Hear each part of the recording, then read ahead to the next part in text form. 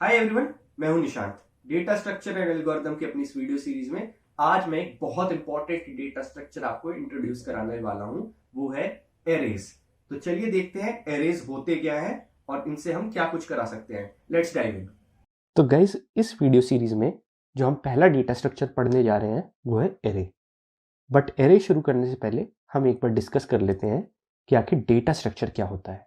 ठीक है, तो डेटा स्ट्रक्चर डेटा को स्टोर और ऑर्गेनाइज करने का एक तरीका होता है ताकि इस डेटा पे किए जाने वाले कुछ ऑपरेशंस की टाइम कॉम्प्लेक्सिटी कम हो सके। राइट, किस टाइप के ऑपरेशंस की बात कर रहा हूं मैं? मेनली जिस ऑपरेशंस की बात कर रहा हूं मैं वो है रिट्रीविंग द डेटा। मतलब कि आपको डेटा स्ट्रक्चर में आपने डेटा स्टोर करा दिया, उसमें से कोई स्पेसिफिक डेटा आपको चाहिए तो वो आप कैसे रिट्रीव करके ला सके इन लेस टाइम कॉम्प्लेक्सिटी, ये एक ऑपरेशन हो गया। दूसरा, मॉडिफाइंग द डेटा। आप डेटा स्ट्रक्चर में किसी स्पेसिफाइड डेटा जो आपने स्टोर किया है उसको मॉडिफाई करना चाहें, इसकी टाइम कॉम्प्लेक्सिटी कम से कम हो। डिलीशन, सेम चीज़ डिलीट करने के लिए भी आप कह सकते हैं। इस टाइप के ऑपरेशंस को परफॉर्म करने के लिए डेटा को सही तरीके से ऑर्गेनाइज करना बहुत ज़रूरी है और इसीलिए हम तरह तरह के डेटा स्ट्रक्चर को पढ़ते हैं ताकि किसी भी गिवन प्रॉब्लम के लिए जिस टाइप के ऑपरेशंस को हमें कराना हो वेरी फ्रीक्वेंटली, उस टाइप के प्रॉब्लम के लिए हम सही डेटा स्ट्रक्चर चूज कर सके। तो आज हम जिस डेटा स्ट्रक्चर की बात करने जा रहे हैं, जो पहला डेटा स्ट्रक्चर हम इस वीडियो सीरीज में पढ़ेंगे, उसका नाम है एरे। तो गाइस, एरे एक ऐसा डेटा स्ट्रक्चर होता है जिसमें हम सेम डेटा टाइप के मल्टीपल वैल्यूज को स्टोर करा सकते हैं। ठीक है, जैसे आपको एक क्लास के सारे स्टूडेंट्स के मार्क्स को स्टोर करा के रखना है एक डेटा स्ट्रक्चर में, तो इस टाइप की प्रॉब्लम के लिए आप एरेज का यूज कर सकते हैं। एरेज आप कह सकते हैं कि सेम तरह के डेटा टाइप की वैल्यूज को मेमोरी में कॉन्टिन्यूअसली स्टोर कराने के लिए एक डेटा स्ट्रक्चर है। ठीक है, यहां पर इस चीज को आप नोट करिए कि एरेज में जितनी भी वैल्यूज आप स्टोर कराते हैं इस डेटा स्ट्रक्चर में, वो प्रोग्राम मेमोरी में कॉन्टिन्यूअसली सेव होती है, मतलब एक के बाद एक स्टोर होती है। ओके, क्योंकि हम एरे में सारी वैल्यूज को जो सिमिलर डेटा टाइप की हैं उनको कॉन्टिन्यूअसली स्टोर कराते हैं, इस कारण से हम किसी भी एक इंडेक्स n पर स्टोर्ड वैल्यू को o of one time complexity में रिट्रीव करा सकते हैं या मॉडिफाई करा सकते हैं। कैसे, आइए देखते हैं। तो सपोज मैंने अपने प्रोग्राम को कहा कि मुझे इंटीजर टाइप का एक एरे चाहिए जिसमें 100 एलिमेंट्स को मैं स्टोर करा सकूं।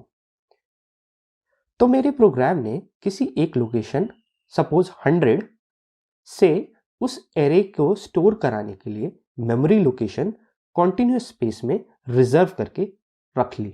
ओके, तो देखिए मैं रिट्रीवल और मॉडिफिकेशन जैसे ऑपरेशंस को कैसे ओ ऑफ वन टाइम कॉम्प्लेक्सिटी में एरे का यूज करके करा सकता हूं। तो देखिए, एरेज जो हम शुरू करते हैं उसको हम इंडेक्स 0 से शुरू करते हैं। ओके, तो देखिए एरे के 0th इंडेक्स पे जो इंटीजर वैल्यू स्टोर होगी तो वो 4 बाइट्स की होगी। ओके, और यहां पर मेरे प्रोग्राम ने जो इस एरे के लिए मेमोरी रिजर्व की, ये मेमोरी लोकेशन 100 से रिजर्व करना इसने शुरू किया। ऑलराइट, तो पहली वैल्यू को स्टोर करने के लिए मेरे प्रोग्राम ने memory location 100, 101, 102 and 103, in 4 locations को रिजर्व करा लिया। ओके, तो मेरे प्रोग्राम को ये पता है कि क्योंकि ये एरे को मैंने मेमोरी लोकेशन 100 से स्टोर कराना चालू किया है, तो इसके 0th एलिमेंट पे जो इंटीजर वैल्यू पड़ी है उसके सारे के सारे जो बाइट्स हैं वो मेमोरी लोकेशन 100 से लेकर मेमोरी लोकेशन 103 तक स्टोर्ड है। तो अगर मैं अपने प्रोग्राम को बोलूं कि मेरे को इस एरे का 0th एलिमेंट चाहिए, तो मेरा प्रोग्राम सिंपली मेमोरी लोकेशन 100 से लेकर मेमोरी लोकेशन 103 तक रीड करेगा और इस वैल्यू को कन्वर्ट करेगा इंटीजर में और हमें शो कर देगा, राइट। इसी तरीके से जब मैं इंडेक्स 1 पे अपने एरे में सेकंड वैल्यू को स्टोर कराना चाहूंगा तो ये मेमोरी लोकेशन 104, 105, 106 और 107 पे सेकंड वैल्यू को स्टोर कराएगा। फिर जब मैं अपने प्रोग्राम को बोलूंगा कि मुझे एरे का इंडेक्स 1 चाहिए तो इसे पता है कि इसको कहां पर लुकअप करना है ताकि ये वैल्यू रिट्रीव करा के मुझे दे सके। तो यहां से मैं एक जेनरिक फॉर्मूला निकाल सकता हूं किसी भी एक इंडेक्स के लिए, ओके। कुछ इस तरीके का ये फॉर्मूला आपको दिखेगा। इस फॉर्मूले का यूज करके मेरा प्रोग्राम किसी भी इंडेक्स पे स्टोर्ड वैल्यू को निकाल सकता है O ऑफ 1 टाइम कॉम्प्लेक्सिटी में।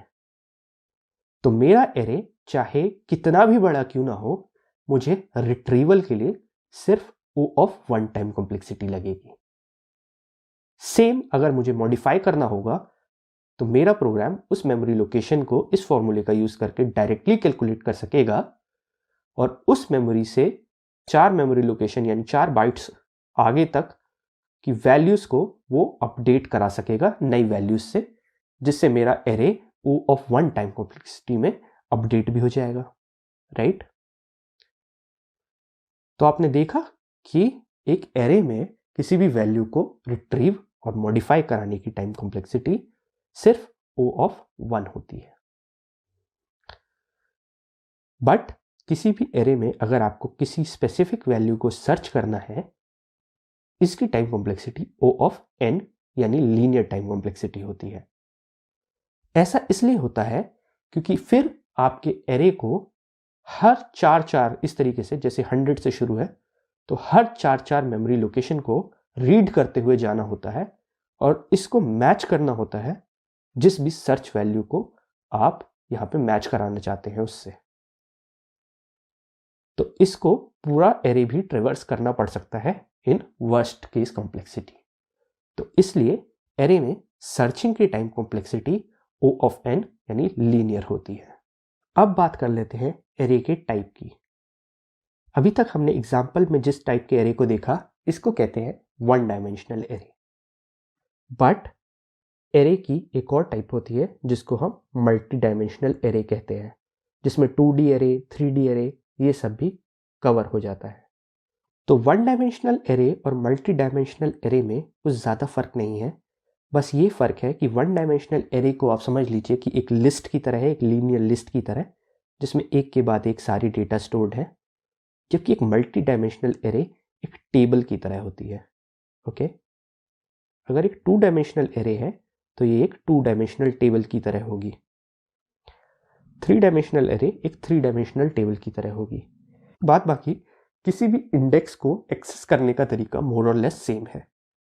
जहां आप 1 डायमेंशनल एरे में सिर्फ एक इंडेक्स को स्पेसिफाई करके उस पे मौजूद वैल्यू को रिट्रीव या मॉडिफाई कर सकते हैं, वहां आपको मल्टी डायमेंशनल एरे में सारे के सारे n इंडेक्स को आपको स्पेसिफाई करना होगा, तभी आप डेटा को रिट्रीव या मॉडिफाई कर पाएंगे।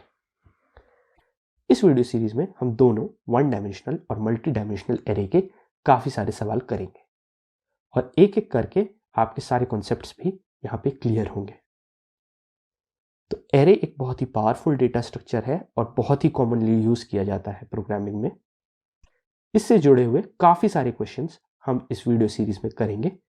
आप हमारी इस वीडियो सीरीज के साथ जुड़े रहें। वीडियो को ख़त्म करने से पहले मैं आपसे एक और बात कहना चाहूँगा कि एंट्री एलिवेट हिंदी में हमने आपके लिए एक बहुत ही awesome full stack web development course तैयार किया है। इस कोर्स में हमने फुल स्टैक वेब डेवलपमेंट के सारे एस्पेक्ट्स को बहुत ही बारीकी से कवर किया है ताकि आपको industry ready full stack developer हम बना सके इन लेस देन 5 मंथ्स। अगर आप भी एक फुल स्टैक डेवलपर बनने में इंटरेस्टेड हैं तो सारी डिटेल्स आपको डिस्क्रिप्शन बॉक्स में मिल जाएगी। Please do check it out. अगर वीडियो अच्छी लगी हो तो इसे लाइक कीजिए, चैनल को सब्सक्राइब कीजिए, नोटिफिकेशन बेल दबा दीजिए। Thanks for watching, bye.